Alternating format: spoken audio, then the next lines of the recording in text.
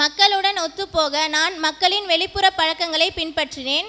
அதனால் நான் வேறு ஒருவரை போல தோன்றினேன், பெருமை பேசுவதற்காக. அவ்வாறு செய்தால் நான் செல்வத்தையும் பெருமையையும் பெற்றேன் என்று நினைத்தேன்.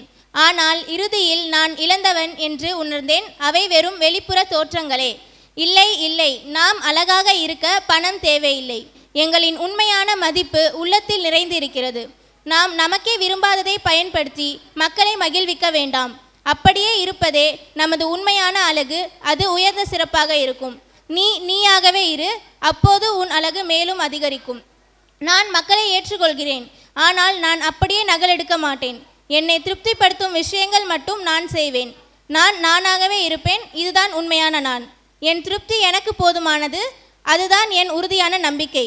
நான் நானாகவே இருப்பேன். நான் மகிழ்விக்க வேண்டும். என்னையா, மற்றவர்களையா அல்லது என்னையா? மற்றவர்களை மகிழ்விக்க மட்டும் நான் வாழ மாட்டேன். நான் நானாகவே இருப்பேன். நான் விரும்புவது போலவே நான் செய்வேன். மற்றவர்களை மகிழ்விப்பது என் வாழ்க்கையின் நோக்கமில்லை.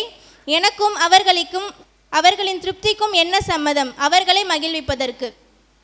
அஸ்ஸலாமு அலைக்கும் வரஹ்மத்துல்லாஹி வபரகாத்துஹு.